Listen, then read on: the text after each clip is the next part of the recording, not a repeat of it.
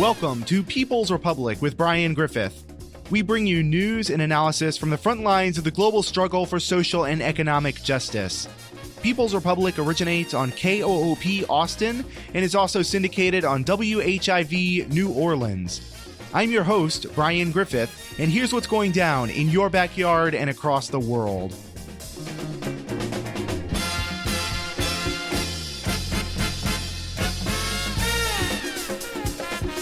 For the full hour on this episode, we are joined by Gloria La Riva, who's the 2016 presidential candidate for the Party for Socialism and Liberation, also a longtime activist, political organizer of various stripes, and the coordinator of the Cuba-Venezuela Solidarity Committee.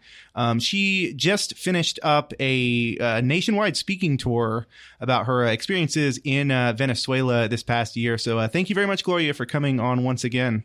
Thank you, Brian. I appreciate the invitation. Always glad to have you on. Can we start with, I guess, a little bit with the trip itself, kind of how it came to be, the general rundown of kind of what you were able to see during your time in Venezuela? Sure.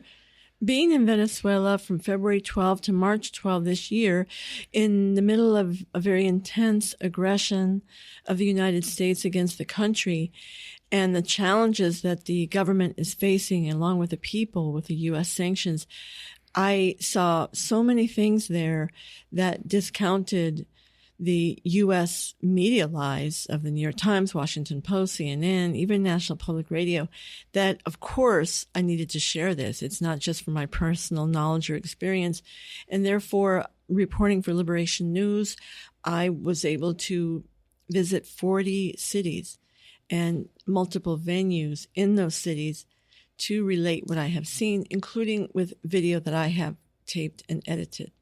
The country used to be ruled by two parties, very similar to Democrats and Republicans, who for 40 years had a pact of sharing their power from 1958 to 1998.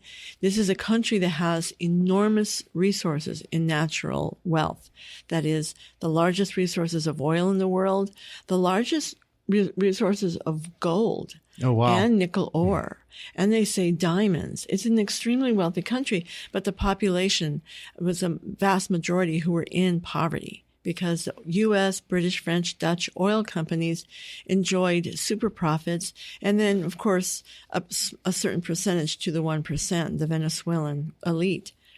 So Hugo Chavez really changed that whole dynamics. When he became president, a new Constitution came in with the resources being of the people, as the Constitution says, and the policies that emanated from that perspective, that the people must enjoy the wealth that they create themselves in the country of Venezuela. Of course, the Chavez government also shared much of that wealth with the world. Example, in the U.S., giving hundreds of millions of gallons of heating oil to communities that would suffer otherwise without having heating oil in the winter.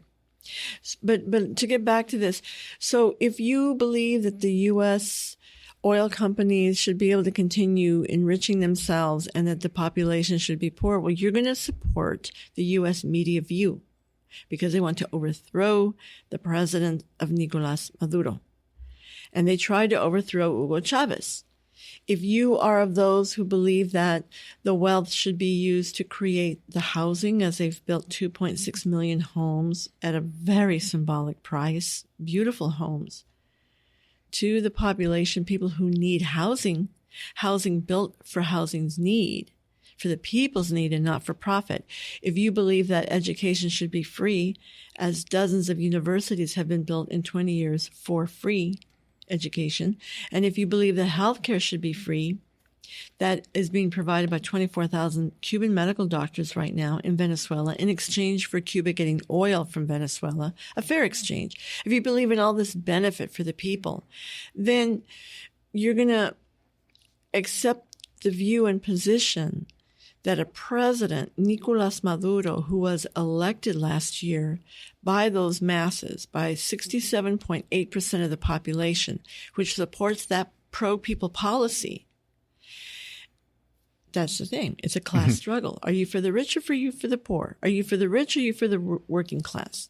And that's what I was reporting to counter the U.S. pro-oil company, pro-Pentagon perspective. For so long, Venezuela was propped up by the U.S. as what they called a quote-unquote model democracy, I think was the term they used. We understand this to be pretty ridiculous today, but essentially, as you were saying, there were kind of two major political parties that essentially shared power, and so this was their quote-unquote alternative to kind of the more open military dictatorships of, say, Chile, for instance, or Brazil or Colombia, was to kind of show that actually capitalism can't have democracy where it was not having democracy anywhere else. But this that democracy, again, the kind of plurality of the parties, in so many ways was a farce leading up to the Caracazo, where thousands were essentially machine gunned in the streets of Caracas. The Caracazo meaning like essentially the thing in Caracas, the explosion in Caracas. And so ever since then, we can understand that Venezuela has continued to improve the standards of living in so many really kind of drastic ways that are never talked about, both under Chavez and even as the U.S. sanctions have intensified. The Venezuelan government still continues to build such amazing programs that are providing not only food security. You see the actual even as you hear the quote unquote reports of people starving in the street or whatnot, the actual Venezuelan food security situation has been better under any point in Maduro, under Maduro or Chavez, under the PSUV, since the Bolivarian Revolution. Food security and housing security today is still so much better than it was at any point pre-Chavez during the kind of period of the Caracazo and whatnot. So one of the programs I think we keep hearing about, and one of the ones that was last sanctioned by the Trump administration despicably, was the CLAP program. So can you maybe talk about what the CLAP program does, so the mechanisms, because on one hand, it's a food distribution system, and then on the other, it's sort of cultivating, from my understanding, kind of food independence as well, and like really trying to cultivate kind of local food markets in kind of new and interesting ways. Were you able to see much of that when you were there? Yeah, first I'd like to say that you referred to the Caracazo, and I'd like to say a little bit of what it was. It was the uprising. It was a rebellion by people in the town of Caracas, the capital, but also around the country, when the U.S. supported President Carlos Andrés Pérez in 1989, 9 years before Chavez was elected. In 1989, he raised suddenly the prices of food, gasoline, other essential items in a time when the poverty was so great. And the IMF, the International Monetary Fund, the World Bank had been demanding great social service and employment cutbacks in order for the government to pay the debt to the banks. So when these prices went up, the people exploded in rebellion, took food from the stores, and that's when they were machine gunned by the army and the police. And at accounts of up to 3,000 people, maybe even more, were murdered for a righteous rebellion. That is when Hugo Chavez, as a young soldier in the army, was already training some men with him to say, we got to fight for social justice. 3 years after the Caracazo, he takes on the now dictator. He ends up in prison, but he was freed 2 years later by popular demand of the people who saw him as a hero for standing up for them. And that's how he got elected. A man who didn't belong to the traditional parties of capital, a man who had no funds, no millionaire backers, and yet he was elected in a situation where the U.S. was utterly shocked because it was out of their control now. Their ability to profiteer from the country with no limits. And now you had a man who becomes president in 1999, Hugo Chavez, saying, we're going to change everything. The resources will now belong to the people. We will use the wealth for our development, housing, healthcare, education, peace, equality, indigenous rights, all these things that came about. And therefore, it has been a war of 20 years by the U.S., an economic war. First, he was overthrown. Chavez was overthrown in his third year of presidency, that very year after he's brought back to office by the people who amassed around the presidential palace and demanded that the military give him back. Then that same year in the fall, a 5-month shutdown of the oil industry by U.S. and internal sabotage to try to destroy the economy and bring down the government. But they overcame it, the resistance. But these 20 years have been very difficult for the government. They have, however, continued with amazing programs of the housing, millions of houses built, free health care provided by Cuban doctors, the elimination of illiteracy by Cuban teachers. And the U.S. portrays the Cubans as military intelligence, but they're trying to portray it negatively in order to hide the real nature of the Cuban-Venezuelan relationship, which is solidarity. What does solidarity mean? It means supporting each other for the benefit of both peoples. Well, despite all this economic, aggression by the U.S. and the corporations inside Venezuela, because despite being a socialist government, the economy is primarily capitalist. It hasn't transformed yet. The objective of the government, this revolutionary government of first Chavez, now Maduro, is to build socialism. It's not completed yet, but the programs are socialist type of program in using the wealth as social investment, as they say, not social spending, not taxation, but investment. Now, because of the corporations in the country that control the importation and distribution of much of the food in the private markets, the government has instituted, as of 3 years ago, a program that you just asked about, CLAP, C-L-A-P as in Paul, all capital letters that stand in Spanish for local committees of supply and production. It means creating a vast nationwide network of food self-sustenance. But at this point, I would still characterize it as sort of a war economy, meaning that the government is engaged in this sort of emergency yet long-standing program of providing food to 6 million households, which means probably about 20 plus million people. It's a country of 30 million. The wealthy don't have to worry. They have the money to buy food in the very, very high-priced private markets. The people, if they had to buy food in those markets, they wouldn't be able to eat.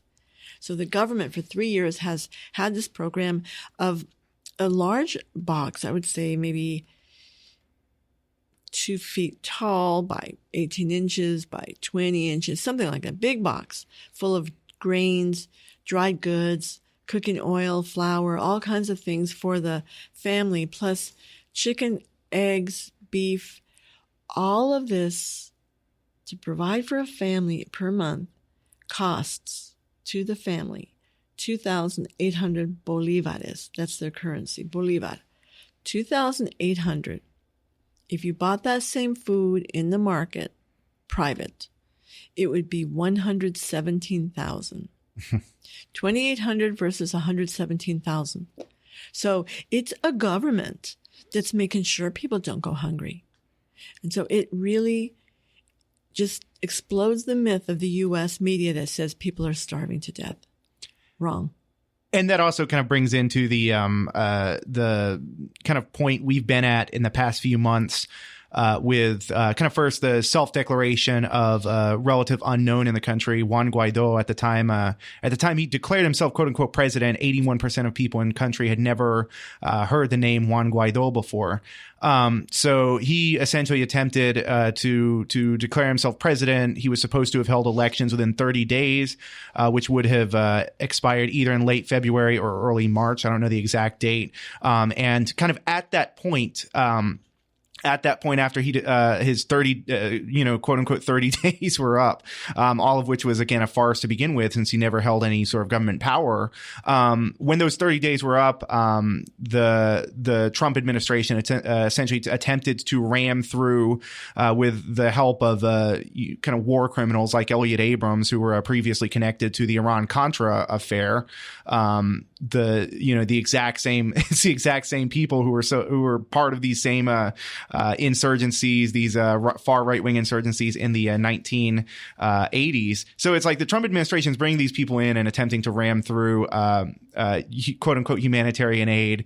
The Venezuelan government turned it down, and you were actually a kind of a present for much of that. Can you kind of talk about what sort of the media mythology was versus the kind of reality on the ground? Yes, you mentioned Juan Guaido. This is an unprecedented operation by the U.S. that unfolded publicly starting January 23rd this year, when Juan Guaido, this, as you said, unknown man, appears before the media, having received the blessing of the United States. Mike Pence had called him the day before. He appears on media January 23rd and said, "I am the interim president." He falsely used an article that has nothing to do with his situation, what he claimed to be his right to declare himself president, even though he never ran. And Maduro is the president elected last May. But the U.S. has continued with this fiction in helping Guaido declare this parallel fake government, naming ambassadors who aren't even seated in offices except in Washington, D.C. The U.S. has used this fiction to then say that they don't recognize President Nicolas Maduro, along with Canada and European governments and some right-wing Latin American governments. But anyway, the U.S. has used it to rob billions and billions of dollars of Venezuela's wealth, to supposedly give it to Guaido in this parallel government, but really what it is doing is keeping it in hold for the U.S. And therefore, Citgo, oil properties that are owned by Venezuela, has been seized by the U.S. in the United States. And those are billions of dollars that should be going to Venezuela to pay for food, housing, and medical care, but is now in U.S. banks. Now, with this fiction of Juan Guaido claiming that he was now the interim president, the same article in the Constitution that he falsely manipulated, but it also says that if he names himself interim president, or if there's an interim president named, not him, that was his case wasn't true, that interim president would have to have elections immediately in 30 days. Juan Guaido, 30 days after January 23rd is February 23rd. He had no power to hold elections because he's simply a puppet of the U.S. He has nothing in Venezuela. So what did he do? The U.S. has created diversion from this fiction, and they said, the people of Venezuela are starving, and therefore we're going to bring food into Venezuela through the bridges on the western end of the country bordering Colombia, because the U.S. has a government there, very right-wing, very repressive against its own people, Ivan Duque, who has lent himself to the service of the U.S. in this war against Venezuela. So there was a media show in the days before February 23rd for the supposed delivery of humanitarian aid. The Venezuelan, I was there. I took a 25-hour bus ride to the border with Colombia with a number of other people. There were hundreds of people, patriotic Venezuelans, who said, we're going to defend the border from this U.S. attempt to invade. They called it a Trojan horse. They said, we know what this is about. It's trying to weaken our resolve to defend our country. We don't accept it.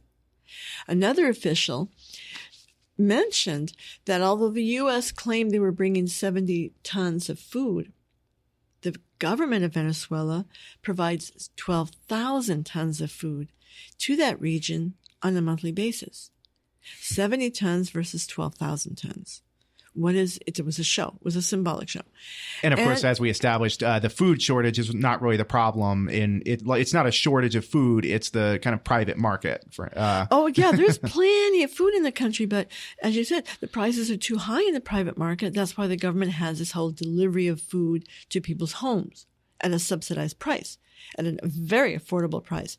But the other objective of this food delivery was that the U.S. wanted to see if they could break up the military of Venezuela and entice the soldiers and officers to come over to the U.S. side and therefore justify maybe a military invasion or attack, to try to have a military coup or to have a big enough force that was, serving the U.S. interests that it could justify further action. What happened? Trump, on television, addressing the Venezuelan army, said, "You'd better come to our side. You have to do it right away. Come to our side or you will lose everything in your lives." That's exactly what he said. You will lose everything in your lives. Like, be a traitor to your country or you're going to regret it. And what happened on February 23rd? Some 300 soldiers from the National Guard, some from the Army, a handful of officers, but mostly, GI types. They crossed over into the Colombian border. They were enticed by a bribe from Narco Rubio. Some people call him Marco Rubio. I call him Narco. For good reason. Yeah. Narco Rubio had promised them. Now, he's a congressman from Florida. What role does he have? He's one of the henchmen of the Trump administration who has long had this goal of trying to overthrow the Cuban Revolution and now the Venezuelan. So Rubio said, "We will give each soldier who defects to the U.S. side $25,000. Well, those poor soldiers went across the border. They never got a penny. They were allowed some housing along with some of their family members, housing in hotels, but they've been evicted since then. They're living in the streets in Colombia, and they're being deported now back to Venezuela. Wow. That's what happens when you scab, betray your country, defect to the U.S. You're treated like dirt. You're spit out. And so that's an interesting tale. That's an interesting part of this show of the United States. But that failed because I was there at the border.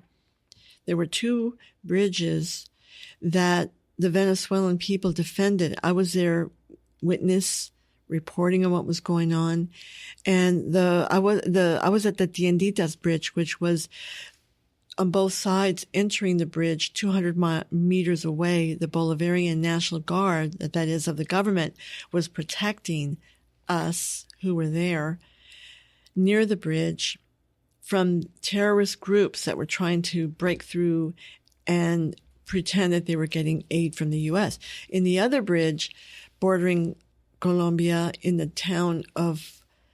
Colombian town of Cucuta and the San Antonio, the town of Venezuela, there was a very, very severe battle because these same terrorist groups financed by the U.S. were throwing Molotov cocktails at the soldiers, the Venezuelan soldiers, but they were defeated because the people held strong.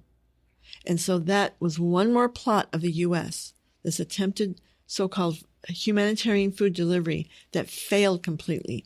What happens next? Guaidó says, he keeps calling dates for uprising, and they keep failing. The last major one was an attempted coup of some military, handfuls of military, on April 30th. That was a complete flop. And that at that point, some of these governments in Europe, Latin America, that have backed the fiction of Guaidó on behalf of the U.S. are now kind of retreating in their claim that they recognize Guaidó and saying, what is going on here? What trap did we fall into? And Guaidó, his support from the right wing, an opposition which has been historically fractured among each other, is trying to pick up their pieces and figure out, what do we do next? Because they cannot win against the people who support the revolution. It's been interesting to see the fracturing of the Venezuelan opposition in the kind of recent couple years with regard to even what strategy they believe is most effective to implement their coup. First you have kind of the 2017, what are called the guarimbas, the kind of flaming street barricades and the kind of street violence that took place under that. That for a while was sort of the strategy, and it aligns with what those of you who might be familiar with kind of other independent journalism would understand to be like a color revolution. The idea being that you take kind of whatever a legitimate grievance might be against the government and try and turn it into essentially a period of street violence that winds up in chaos that overthrows the government. But the thing is, that's already been tried in Venezuela. That happened in 2002. Venezuela was to my understanding, the only military coup. It's the only country where a military coup has happened that was reversed. I don't know of anywhere else that a military coup has actually gone the full way to oust a sitting president and then have that military then have to back down and reinstitute the president. Kind of since that point, the Venezuelan opposition has taken kind of more scattered approach in many ways. And of course, when I say the Venezuelan opposition, I'm talking about the kind of far right-wing parties of, for instance, the Popular Will Party of Leopoldo Lopez and Juan Guaido. So, they were essentially encouraged very heavily by Trump to boycott the election in 2018 because they knew they were going to fail miserably because who would vote for terrorists? And if you look at the actual the May 2018 elections, I have looked presidential. Yeah, the presidential election. I have yet to see any real sort of evidence that it was rigged. If I ask people how did Maduro quote unquote rig the elections, they don't really have an explanation. As opposed to the kind of 150 international independent observers who was there in Venezuela, who were there specifically to audit the election system. All of these people were watching it. None of them, unanimously, what they said was that there was not voter tampering. No one in this independent election auditing found any evidence of voter tampering. And since then, since this boycott, even they wound up breaking their own boycott because Henry Falcon wound up running anyway, losing badly. And so with the complete, utter lack of confidence in Juan Guaido, and at some point I'd like to talk about the class character of the military and why the military didn't follow Juan Guaido, it seems to be just in complete chaos. The entire Venezuelan right-wing opposition just seems to be kind of in complete chaos. And you even see kind of a leaked audio, I believe, from Pompeo saying as much, that like he doesn't know even what to do with the opposition anymore. Well, we have to look to understand what's going on with the election of May 20th, in which Nicolas Maduro was reelected for a 6-year term until 2025, which is what really bothers the U.S. It's not how he was elected, because he was elected fairly, a very clean process in Venezuela that has been, as you said, regarded by many who have viewed the last elections of the 20 years, that it's an incredibly stable and reliable election system, not subject to fraud, electronic or otherwise. But what really bothers the U.S., anywhere in Latin America and other parts of the world, is an election of a leader or a government that doesn't bow down to its demands. And that's the case with Hugo Chavez and Nicolas Maduro, that it reversed this pro-rich policy of decades. And so they decide, we're not going to accept their elections. We see what the U.S. has done in interfering with pouring in millions of dollars to favor their candidate who will do their bidding. Or we see military action, like the overthrow of the elected president Salvador Allende, mentioned in Chile in 1973, or countless operations by the U.S. So the thing about Juan Guaido and the opposition is, after all these failed attempts, in which for a time, when this aggression began this year in January with the naming of Juan Guaido, the disparate elements of all these right-wing parties, not just Voluntad Popular, Popular Will, but also Justice First, Sumate, another group, several of them of which are really fascist, including Juan Guaido's party, financed by the U.S., all these disparate elements who are always at each other's throats because they all want to be the president. They all want to lead the government. It's a matter of like, we want the booty. We want the booty involved in leading the country and just feeding like hogs at the trough to the riches, right? They all joined together behind Juan Guaido because they thought this time, although we fought each other always, this time the U.S. is behind Juan Guaido. This time the U.S. is going to make it happen.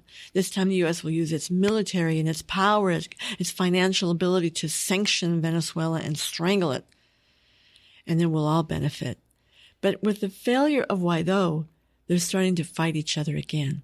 And that's why you said, it's true, that Mike Pompeo last week, in a meeting that he thought was secret with pro-Zionist leaders in New York City, he met with some people and was lamenting about perhaps the U.S. plan, for example, against Palestine, this great deal, this new deal with the Israelis was probably not going to pass.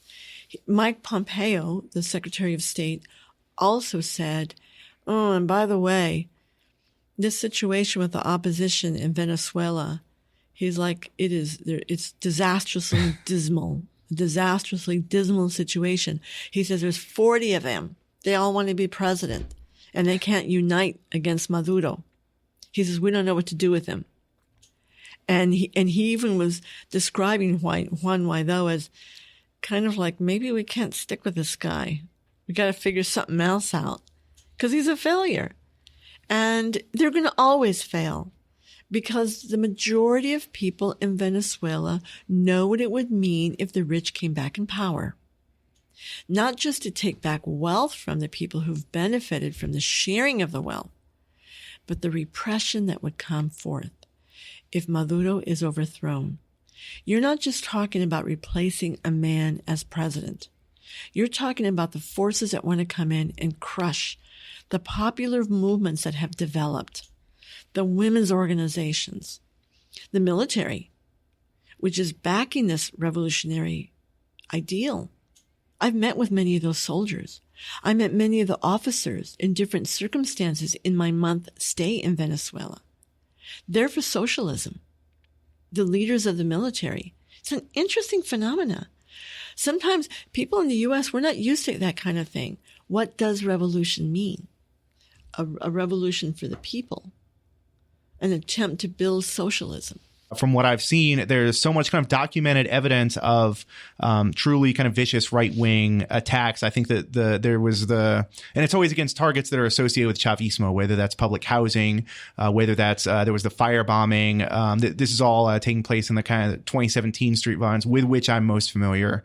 But there was the firebombing in 2017 of the maternity hospital. There were firebombings of warehouses full of food, and that's if you have a starving population, as the U.S. media is very insistent upon showing this narrative of a starving populations don't firebomb warehouses of food.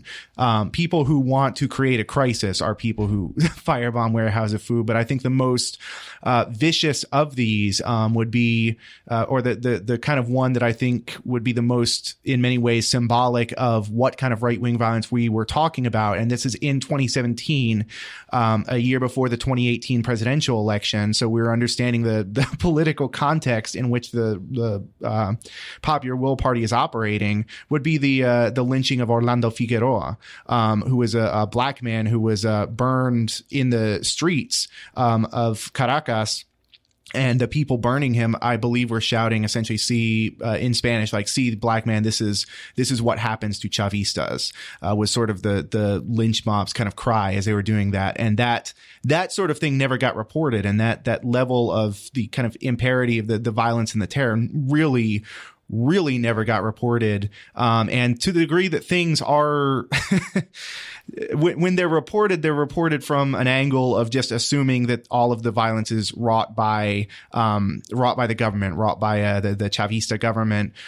And when you do see the corrections, when, for instance, the media it publishes so egregious a falsehood that it has to be corrected, it comes months later.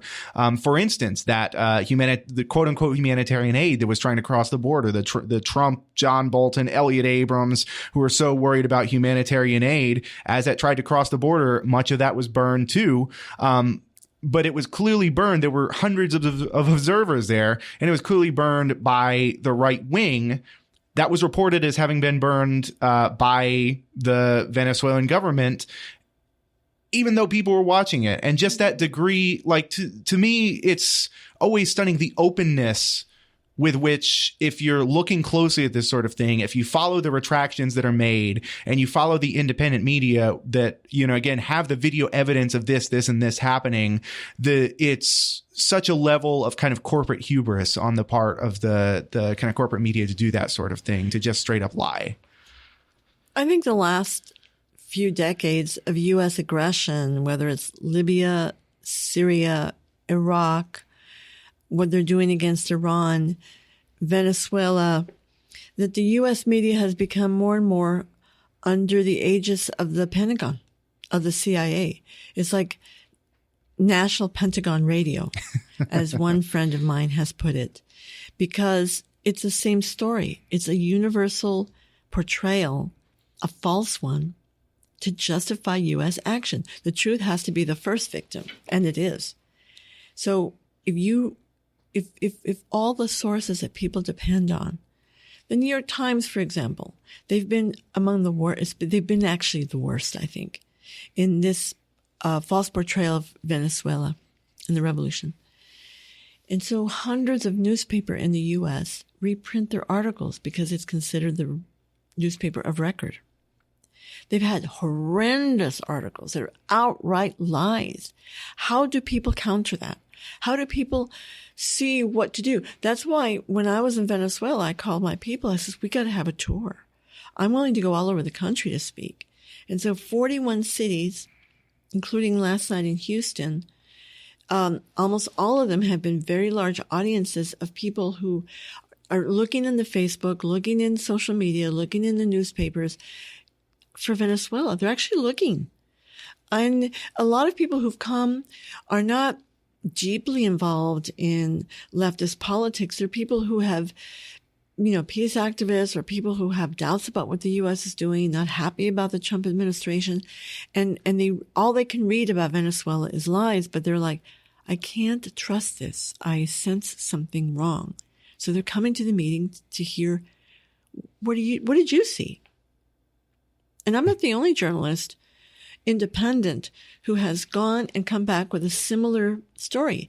The stores are packed with food, but the prices are too high. So the government brings the food to the families, to the neighbors. The other thing that you said about commune, that is a nationwide organization, a popular organization in the neighborhoods that is a way to resist the economic aggression and possible military action by the U.S. or paramilitary action by terrorists. And it's coupled with the development now of militias. There's civilian militias, very peaceful people, but who are prepared to defend their neighborhoods against attack. And they work side by side with the military. I saw many, many mobilizations of the civilian militia, 2.5 million people. And so now, to overcome any future electrical blackouts, to try to help bring the water that the government will provide on an emergency basis with water trucks, to help spread the news to the neighborhoods in case of a electricity blackout where you can't get news, you can't communicate by telephone, you have to go mouth to mouth, hand to hand, door to door to inform people. These communes are the people organized in defense of their country, and that's what they are. Communes and communal council that also help in the delivery of the food. It's the government and the people. It's not like, top-down direction, or it's not legitimate because it's not bottom up. I find that so absurd when some people describe it like, the government's doing this. I would like to have a government that was on my behalf. I would love to have a government that said, we're with the people. And, again, as we were talking about, so much of that we just don't see within the U.S., that there's no sort of analogous concept for so much of kind of what we're talking about here. So I'd like to get into a little bit about the Constituent Assembly, how it came to be, and actually kind of rewind a little bit from the point of the Constituent Assembly to kind of the essentially deterioration of legitimacy of the National Assembly. I guess on the one hand, it speaks to sort of the fluidity of the kind of Venezuelan society with regard to their constitution in a way we don't see at all. We have this kind of constitution that's enshrined in stone.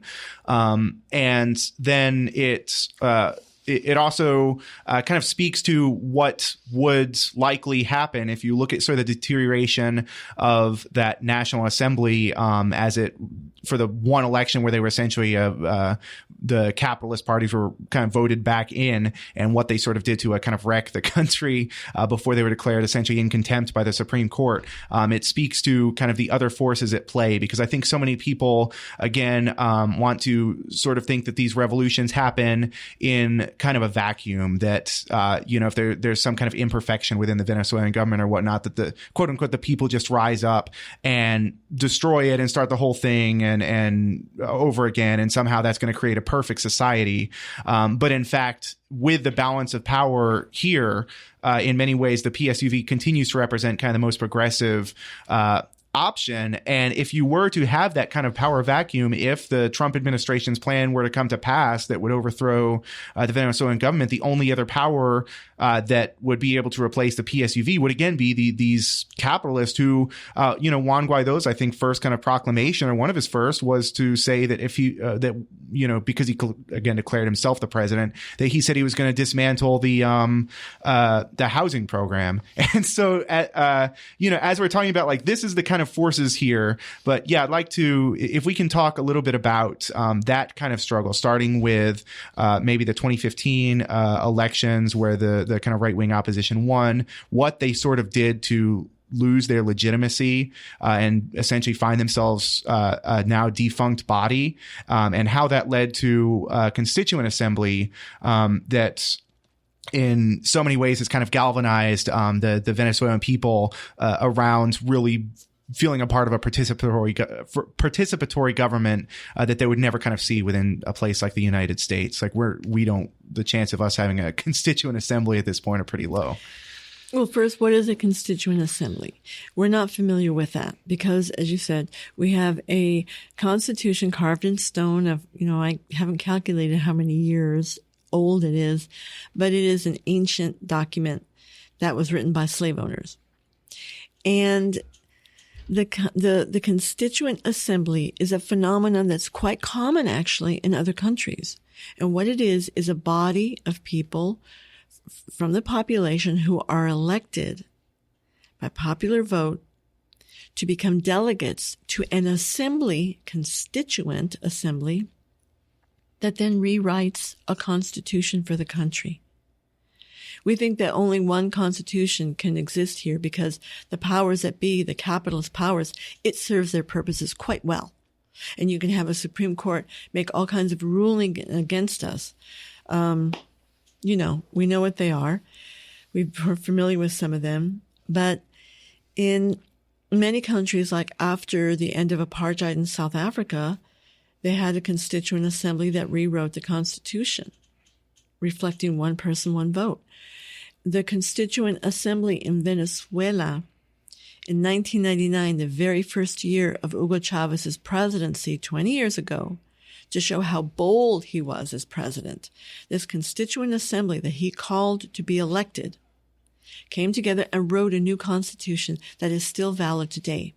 It's a very radical constitution that guaranteed that healthcare, education, housing would be free for the people. Indigenous rights, that the resources of the country belong to the people, a whole new document. It was made by a constituent assembly, and it was ratified for the first time in all the previous constitutions of Venezuela that the people voted on it too. That's what a constituent assembly is. And inspired by what Hugo Chavez had accomplished and the reduction of poverty and the improvement in people's lives that was so evident in Latin America in the 2000s, the first decade of this century, Evo Morales was elected then to Bolivia, and they had a constituent assembly and a new constitution. Rafael Correa was elected, a new constitution, progressive. And Daniel Ortega, they've all had the same process inspired by Venezuela. And the other thing that happened in Venezuela was that instead of a two-chamber Congress modeled after the United States, the senators who are more of an more exclusive club versus the deputies in like the lower house. The two-chamber Congress was changed into a one-chamber, single National Assembly. That's the Parliament of Venezuela. And the 20 years of Chavismo, as we call it, the Bolivarian Revolution, has had 23 referenda. There's been elections for president, governors, mayor, and other such referenda, including for the Constitution. And most of them, 20 out of 23, have been favorable to the Bolivarian Revolution. And at different times in these elections, the U.S. has put its weight in either telling the opposition, we want to delegitimize these elections because they don't work for us. So they've, different times, like for example, in 2005, they instructed the opposition, we can't win this. We can't win this parliamentary election, so boycott. So we can just say it's illegitimate and then we'll take action against it. They boycotted it, and what took place was a National Assembly that was pro-revolutionary, and they made a lot of gains. They passed laws that were helpful to the people, all kinds of laws to defend the revolution. And then the next time, or not the next time, but then in 2015, when the National Assembly was up again for re-election, or for a new election of the National Assembly, the U.S. decided this time, we're going to throw our weight into this. And we're going to support the opposition parties to run in the National Assembly. But in addition came an economic war that was going on for 2 to 3 years, ever since Maduro became president for the first time in 2013. And the U.S.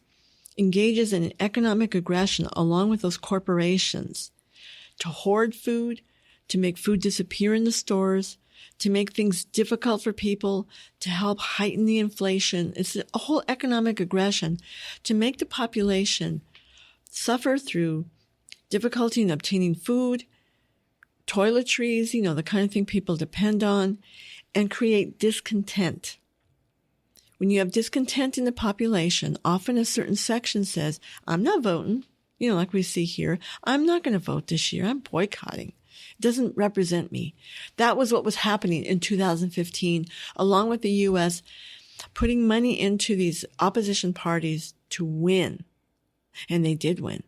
In December 2015, the National Assembly, to the shock of many, including many of us observing these elections, we knew it would be close, but the election turned out as a supermajority for the right wing. It was like, wow, what does the government do now? Because it was still a leftist president, Maduro, a Supreme Court leftist, pro-socialist. What to do with a National Assembly that was going to start overturning all the progressive laws. And they did start. But in addition, some of the victories in the National Assembly by the opposition were under fraud, proven fraud. And they were instructed by the Supreme Court and the National Electoral Commission, which ruled some of these elections fraudulent. The Supreme Court ordered them to declare null and void some of those victories, and they refused. So the Supreme Court ruled the National Assembly that was dominated by the right wing as no longer legitimate, as null and void, as in violation of the Constitution. And that's why there's been this conflict where the U.S., having won that election with its influence and interference, found itself, what do we do? So this National Assembly, which was no longer able to carry out anything to overturn the progressive programs, there was a stalemate. But the violence continued, the violence in the streets by the right wing to try to destabilize the government and the population. So in May Day 2017, Nicolas Maduro, after a massive rally of tens of thousands of people, he speaks to the population and said, I have the constitutional prerogative as president to call a new constituent assembly, the one that can rewrite the Constitution. And the Constitution, if you read it, and if people really want to study Venezuela, you can get the Bolivarian Constitution of Venezuela of 1999, which is still in effect. You can read it in English on the internet. And he had the right, and he did, call for new elections of a new constituent assembly of the population with the aim of writing a new constitution, revising the current one, which is still very progressive. And it shook up Washington. They didn't expect it. They didn't expect this to happen.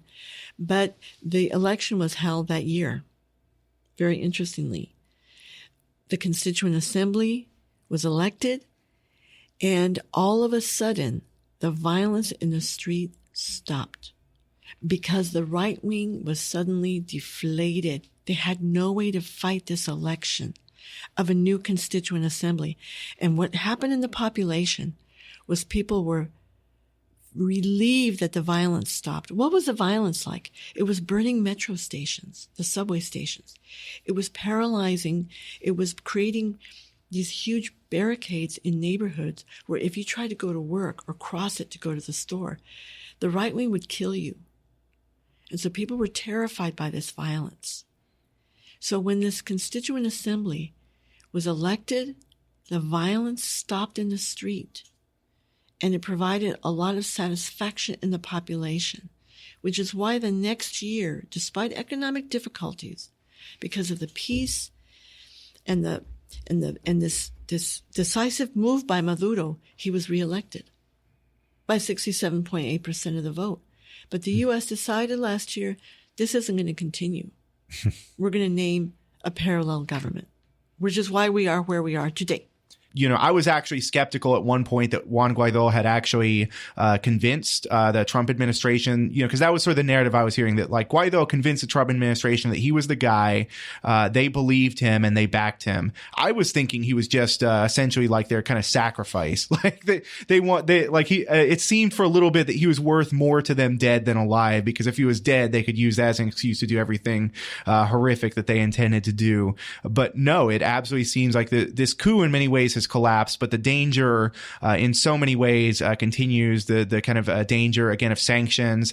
The Center for Economic and Policy Research determined that 40,000 Venezuelans have been killed by the U.S. sanctions, and this is not Chavista funded or whatnot. This is a fairly neutral kind of center that's determined by kind of their calculations that as well as the UN Rapporteur, as well as so many the United Nations itself, as well as other kind of these neutral arbiters that we believe to be kind of the enforcers of quote unquote rule of law, whatever that might mean.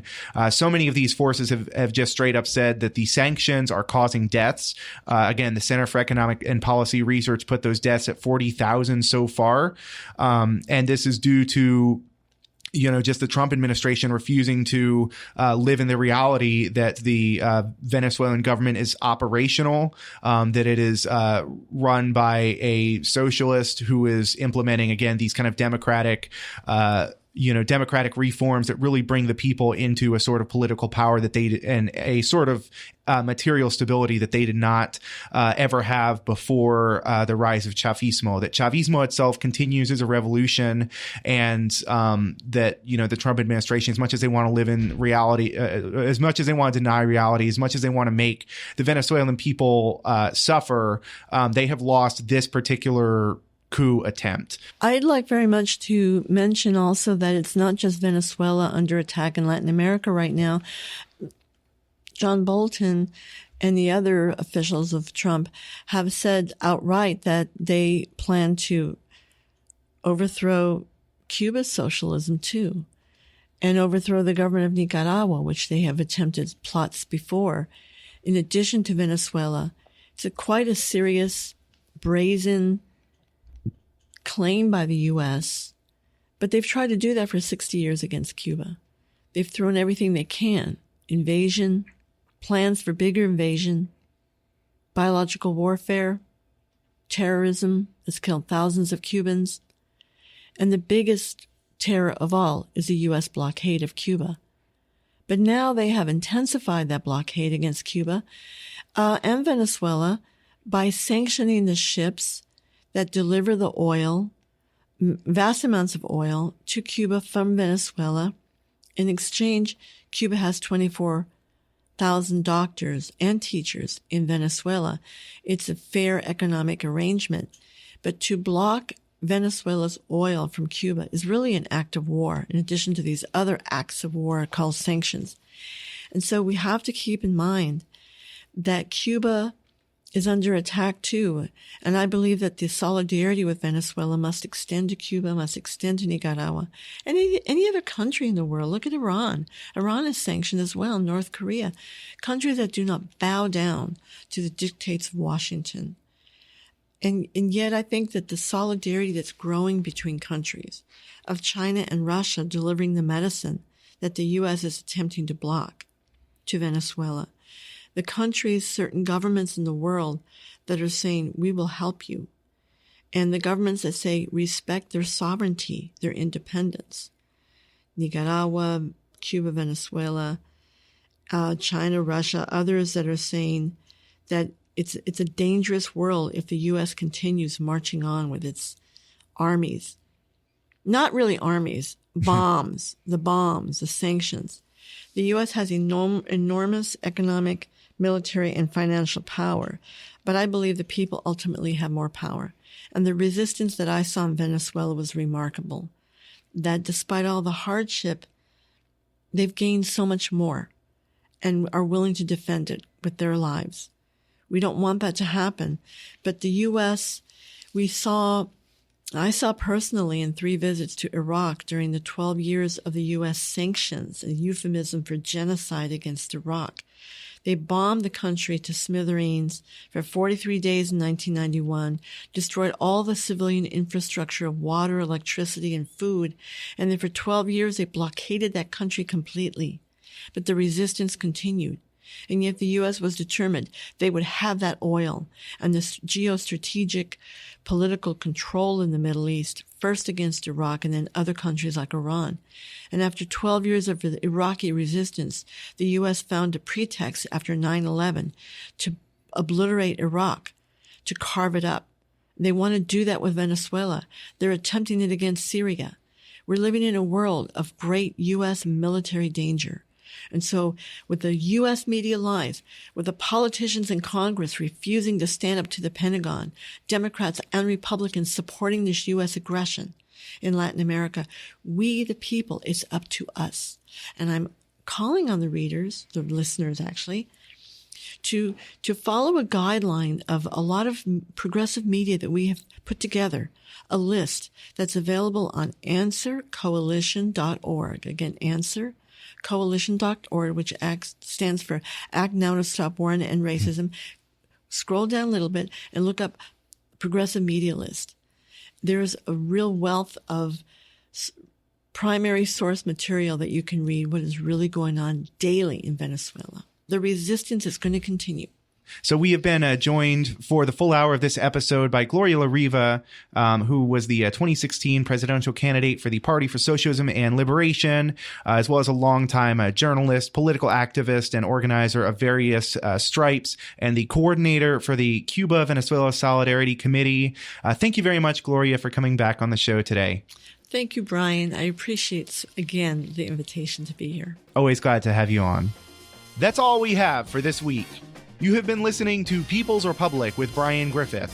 People's Republic originates on KOOP Austin and is also available as a podcast on Spreaker, Stitcher, iTunes, or wherever podcasts are podded. You can also find us on Facebook and Twitter at People's Radio ATX for more news and analysis. We are out of here.